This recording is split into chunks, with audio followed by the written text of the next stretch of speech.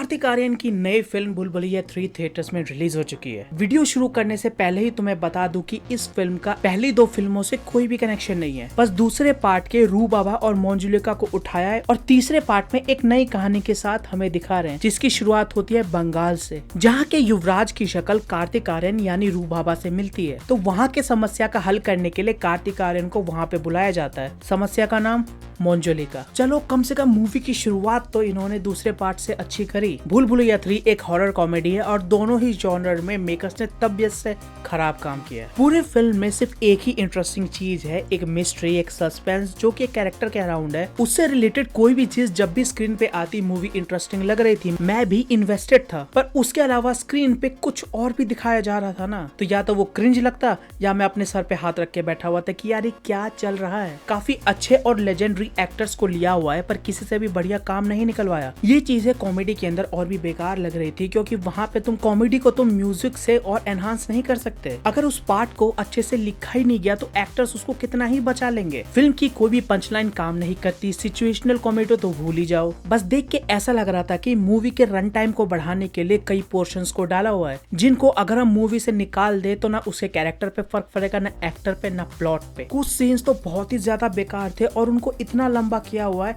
जितना पड़ोस वाली आंटी की जुबान चले ही जा रही है, चले ही जा रही है। हॉरर भी सेम ही लेवल पे काम कर रहा है। एक हॉरर मूवी के अंदर खौफ वाली फीलिंग लाने के लिए एक बुक के अंदर जितनी भी ट्रिक्स लिखी होती है इन्होंने वो सारी यूज करी है, पर किसी ने भी वर्क नहीं किया। ये मेजरली जंप स्केयर्स पे रिलाई करती है, जिसको तुम 100 गज दूर से ही आते हुए गेस कर लोगे। इसमें ड्रीम सीक्वेंस वाली भी चीज यूज करी है जो मिस्ट्री वाले पॉइंट ऑफ व्यू से थोड़ी सी वर्क करती है, पर हॉरर में नहीं, बिल्कुल नहीं। पर ऐसा भी नहीं है कि पूरी मूवी में ये दोनों चीजें खराब है। कुछ जगह आती हैं जहाँ पे कॉमेडी वर्क कर जाती है और कुछ जगहों पे हॉरर। अगर मैं गिन के बताऊं तो मुझे कॉमेडी का एक याद आ रहा है और हॉरर का एक।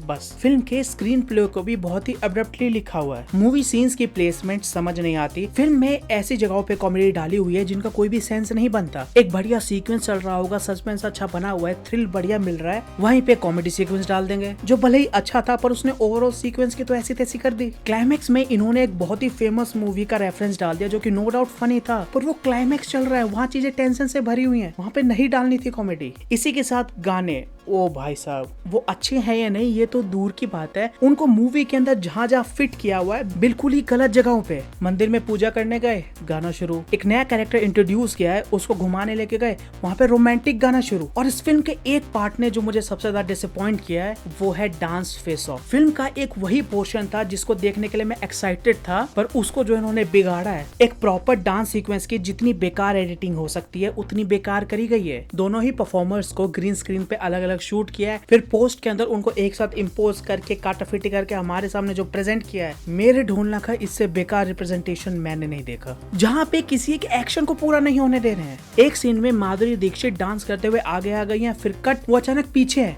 फिर कट वो साइड में आ चुकी हैं। भाई हम उस पार्ट में डांस देखना चाहते हैं, तेरी एडिटिंग नहीं। मूवी की शुरुआत में तो इन्होंने कैरेक्टर्स काफी ज्यादा ले लिए, पर इंटरवल के बाद इनको समझ नहीं आया कि इतने सारे कैरेक्टर्स के साथ हम करें क्या। किसी भी कैरेक्टर को अच्छे से लिखा ही नहीं गया, ना उनकी बैक स्टोरी अच्छे से दी गई है। चलो ये सब तो दूर की बात है, चलती कहानी में दो कैरेक्टर्स का रिलेशनशिप भी अच्छे से बिल्ड नहीं किया। हमारे मेन कैरेक्टर कार्तिक आर्यन और तृप्ति डिमरी को प्यार कैसे होता है, जब तुम ये चीज फिल्म में देखोगे अपना सर पकड़ के बैठ जाओगे। लेजी राइटिंग का भी एक लेवल होता है, यहाँ पे चीजें उससे भी नीचे गिर चुकी हैं। कुछ एक्टर्स को इसलिए कास्ट किया हुआ है क्योंकि वो इस समय फेमस चल रही हैं, और कुछ एक्टर्स को क्यों कास्ट किया है मेरे समझ के परे है। जो हमारे महाराज के अंगरक्षक है ना, मैं उनकी बात कर रहा हूँ, वो पूरी मूवी के अंदर अपने व्हील चेयर पे बैठे हुए हैं। जब भी फिल्म के अंदर बहुत अजीब सा कांड होता है वो रिएक्शन शॉट्स के लिए फ्रेम में। इन्होंने फिल्म के अंदर एक ऐसा कैरेक्टर भी रख दिया है जिसको अगर तुम कुछ भी बताओ वो कहेगा मुझे पहले से ही पता था। एग्जाम्पल के तौर पे फिल्म के अंदर राज पुरोहित का कैरेक्टर है जो कि बार बार कहता रहता है कि मोंजुलिका वाला दरवाजा मत खोलना मत खोलना। वहाँ से तृप्ति डिमरी कहती है अरे दरवाजा तो बहुत पहले से खुला हुआ है। फिर राज पुरोहित कहता हाँ तभी मोंजुलिका की आत्मा मुझे यहाँ हुआ महसूस हो रही है। और क्लाइमेक्स में जब सब कुछ खत्म हो जाता है, देखा मेरे पूर्वजों ने कहा था, मुझे पता था ऐसा ही होगा। हे भगवान। भूल भुलैया 3 में एक्टिंग तो सबने मास मसाला मूवीज जैसी करी है, बहुत ज्यादा लाउड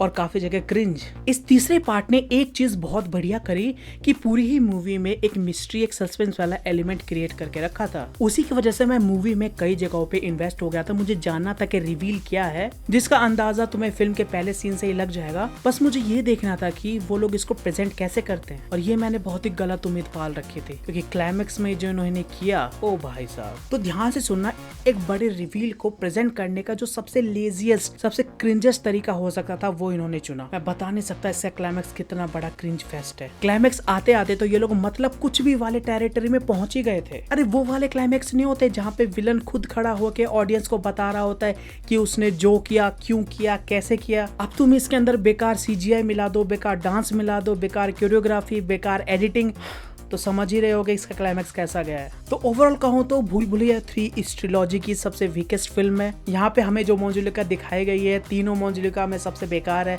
ना उसकी कहानी इफेक्टिव है, ना इमोशनल, ना ही वो ऑडियंस के ऊपर कोई इम्पैक्ट डाल पाई। ऐसा नहीं है कि पूरी मूवी बेकार है, इसके अंदर जो एलिमेंट थे, स्टोरी जिस तरीके से प्रेजेंट करी गई है, वो वर्क कर सकती थी अगर उसको सही तरीके से बिल्ड किया जाता। तो अगर कैरेक्टर्स पे थोड़ा और काम किया जाता, उनको अच्छे से लिखा जाता, उनके रिलेशन अच्छे से डेवलप किए जाते, सही बता रहा हूँ, फिल्म के अंदर जैसे एलिमेंट्स है, ये एक और कल्ट क्लासिक बन सकती थी। तो ये थे मेरे थॉट्स भूल भुलैया 3 से रिलेटेड। तुम्हारे ओपिनियंस क्या है नीचे कमेंट से बता देना। अगर वीडियो पसंद आई होगी तो लाइक, शेयर, सब्सक्राइब कर देना।